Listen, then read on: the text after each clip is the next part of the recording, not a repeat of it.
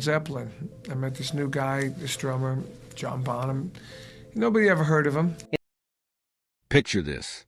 You're sitting in a dimly lit recording studio, and across from you sits one of the most influential drummers in rock history. His weathered hands tell the story of decades behind the kit, creating some of the most groundbreaking drum sounds ever recorded. This is Carmine Appice, the man who literally invented heavy rock drumming as we know it today. And at 78 years old, he's got some things to say about the drumming world that might just surprise you. Now, before we dive deep into the story, I need to be completely honest with you.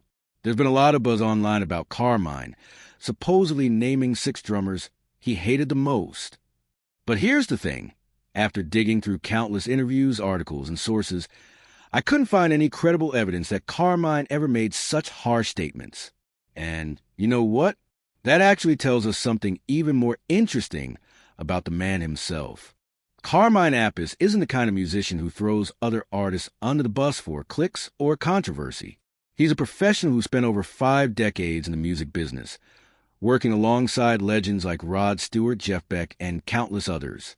He's earned his reputation through talent, hard work, and respect for craft.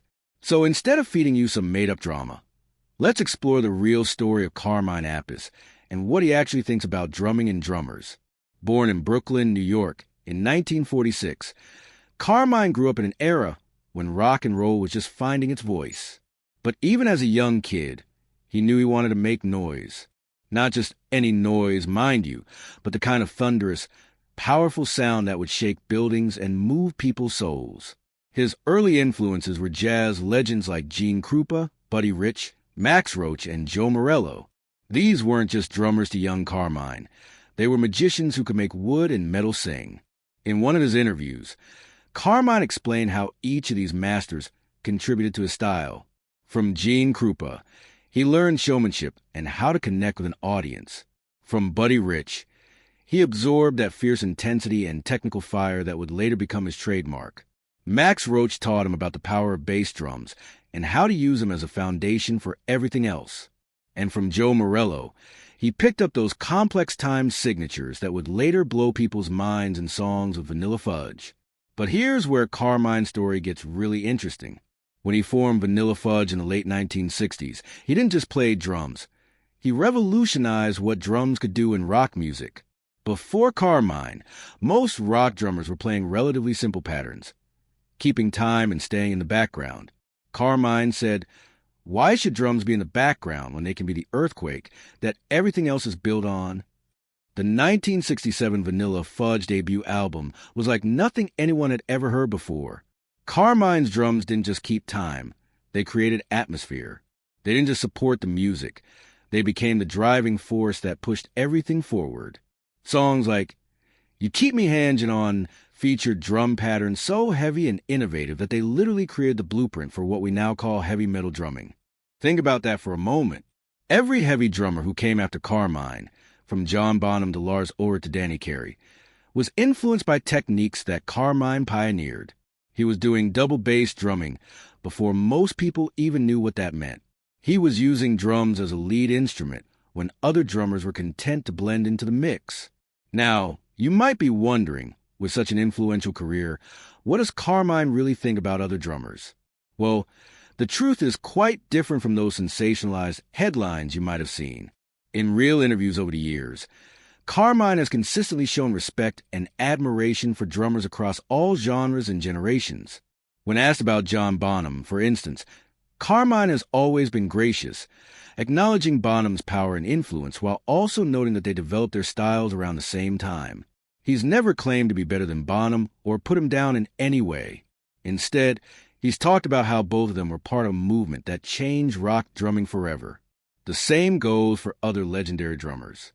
Carmine has spoken positively about Neil Peart, praising his technical abilities and showmanship. He's shown respect for Buddy Rich, even when they had different musical directions. He's acknowledged the skills of modern metal drummers, even when their style is vastly different from his own approach. In one particularly insightful interview, Carmine made a point that really shows his wisdom about music. He said that every drummer serves the music they're playing. A jazz drummer like Bernard Purdie might not be the right fit for a Slipknot song, just like a death metal drummer might struggle with a subtle jazz ballad. It's not about one being better than another. It's about finding the right drummer for the right music at the right time. This brings us to something really important about Carmine's philosophy. Throughout his career, he's always emphasized that drumming is about serving the song, not showing off. Even though he's capable of incredible technical displays, he's always been more interested in creating the right feel and groove for whatever music he's playing. Whether it was the psychedelic heaviness of Vanilla Fudge, the bluesy rock of Cactus, or the mainstream rock of his work with Rod Stewart, Carmine adapted his style to fit the music. That adaptability is something that sets great drummers apart from merely good ones. And Carmine has demonstrated it throughout his career. When he joined Beck, Bogert, and Appice, he brought a different energy than what he showed with Vanilla Fudge. When he worked with Rod Stewart, he dialed back the heaviness and focused on solid, driving rhythms that supported Rod's vocals perfectly. But let's talk about what Carmine has actually said about drummers he's worked with and encountered throughout his career. Rather than hatred or negativity, his stories are filled with mutual respect and learning experiences. He's talked about the challenge of working with different personalities and musical approaches, but always from a professional standpoint. For example, when discussing his time with various bands, Carmine has mentioned how different drummers bring different energies to the same songs. He's not critical of these differences. He's fascinated by them. He sees drumming as this incredible art form where everyone can bring their own voice to the instrument. One thing that Carmine has been consistent about is his belief that drumming has evolved tremendously over the decades. He's amazed by the technical abilities of modern drummers, even when their style is completely different from his own. He's watched the rise of progressive metal, death metal, and all sorts of subgenres that have pushed drumming to places he never imagined when he was starting out. At the same time, Carmine has expressed some concerns about the direction of modern music production, not about the drummers themselves, but about how technology sometimes replaces a human element in drumming. He's talked about how drum machines and digital recording can sometimes suck the life out of performance. But even then, he's not angry or hateful about it. He's just nostalgic for the days when every drum sound was created by human hands hitting real drums in real rooms. This is actually a common theme among veteran musicians, not just Carmine. Many of the older generation feel that something has been lost in the transition to digital recording and production. But the great ones like Carmine don't let that make them bitter. Instead, they focus on continuing to create and inspire. Speaking of inspiration, let's talk about Carmine's influence on younger drummers. Throughout his career, he's been incredibly generous with his knowledge and experience. He's written instructional books, given countless interviews sharing his techniques, and always been willing to help up-and-coming musicians. This isn't the behavior of someone who hates other drummers. This is a behavior of someone who loves drumming so much that he wants to see it continue to grow and evolve. Carmine has also been involved in drum clinics and educational events throughout his career. These aren't ego trips for him. They're opportunities to pass on what he's learned to the next generation. He genuinely enjoys seeing young drummers discover new techniques and find their own voices behind the kit. One of the most telling things about Carmine's character is how he talks about his brother Vinny Appice, who is also a successful professional drummer. Rather than competition or jealousy, there's obvious pride and love. Carmine has always supported Vinny's career and celebrated his successes. This family dynamic really shows you what kind of person Carmine is when it comes to other drummers. But let's get back to the question of criticism. Has Carmine ever been critical of certain approaches to drumming? Absolutely. But there's a big difference between professional criticism and personal hatred. Carmine has expressed concerns about drummers who prioritize speed over groove or technique over musicality. But these aren't personal attacks. They're observations about musical philosophy. For instance, Carmine has talked about how some modern extreme metal drummers are incredibly fast and technical, but sometimes lose the groove that makes music move people. He's not saying these drummers are bad people or even bad musicians. He's saying that, in his opinion, groove and feel are just as important as technical ability. This is actually a debate that's been going on in drumming circles for decades. Some drummers believe that technical prowess is the ultimate goal. Others, like Carmine, believe that serving the song and creating the right feel is more important than showing off your chops. Both approaches have their place in music, and both have produced incredible results.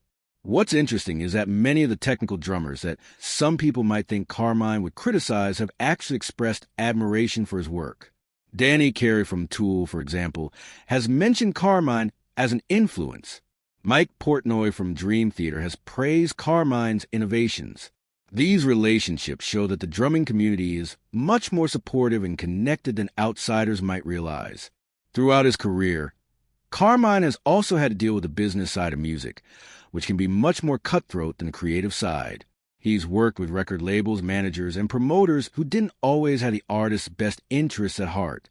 But even when talking about these experiences, Carmine focuses on the lessons learned rather than harboring resentment. This professional attitude extends to his relationships with other musicians as well. Carmine has played with hundreds of different artists over the decades, and while not every collaboration was perfect, he approaches each experience as a learning opportunity. He's worked with people whose musical vision was completely different from his own, but he found ways to make it work. One area where Carmine has been particularly gracious is in acknowledging the drummers who came before him. Even though he revolutionized rock drumming, he's never forgotten his debt to the jazz masters who inspired him. He still talks about Gene Krupa, Buddy Rich, Max Roach, and Joe Morello with the same reverence he had as a teenager learning their techniques. This respect for musical history is something that sets Carmine apart from musicians who only focus on their own achievements. He understands that music is a continuum, with each generation building on what came before. His innovations in heavy rock drumming were built on the foundation that jazz drummers had created decades earlier. As Carmine has gotten older, his perspective on drumming and the music business has only deepened. At 78, he's seen multiple generations of musicians come and go. He's watched musical styles evolve, technology change, and the industry transform completely. Through it all, his love for drumming has remained constant. In recent interviews, Carmine has talked about how much he enjoys seeing young drummers discover techniques and sounds that he helped create decades ago. Rather than feeling like his time has passed, he feels proud to have contributed something lasting to the art form he loves. This brings us to an important point about musical legacy. The drummers who truly make a lasting impact aren't the ones who tear others down or create controversy. They're the ones who push the art form forward while respecting what came before. Carmine Appice is a perfect example of this approach.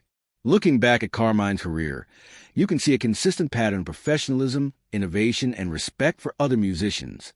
From his early days with Vanilla Fudge through his work with countless other artists, he's maintained a reputation as someone who's easy to work with and genuinely passionate about creating great music.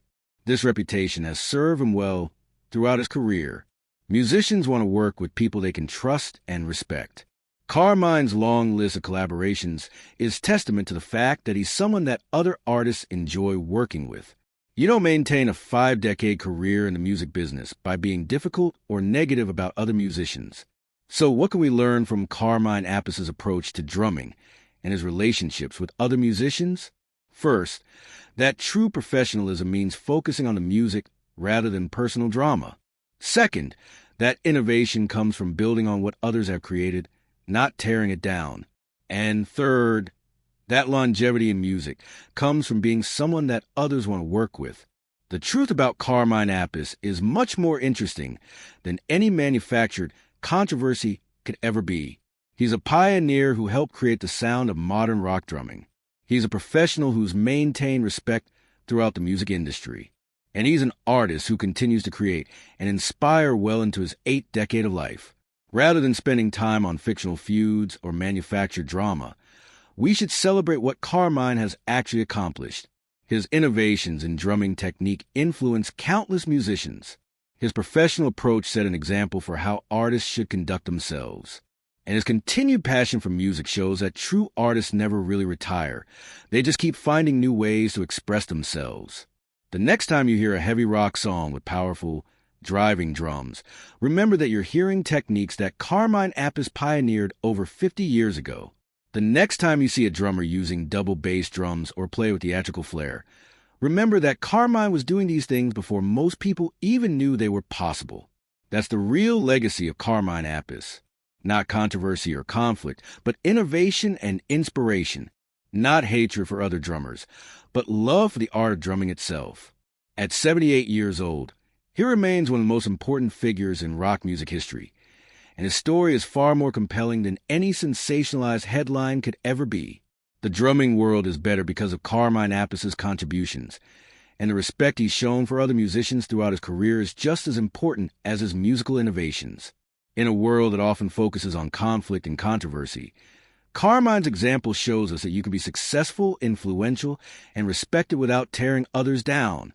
So the next time you see a clickbait headline trying to create drama where none exists, remember Carmine Appice's real story.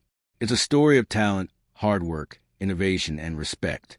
It's a story that proves you don't need manufactured controversy when you have genuine talent and a lifetime of real accomplishments to celebrate. That's the truth about Carmine Appice, one of drumming's true legends. And honestly, the real story is so much better than any fictional drama could ever be. If this video gave you a new perspective on Carmine Appice and the world of professional drumming, make sure to give a thumbs up. Your likes help us continue bringing you the real stories behind music's greatest legends. Don't forget to share this with any drummers or music fans in your life who appreciate learning about the true pioneers of rock music. And if you want more deep dives into music history and the real stories behind the headlines, hit that subscribe button and ring the notification bell so you never miss our latest content. Thanks for watching, and remember, the truth is always more interesting than the fiction.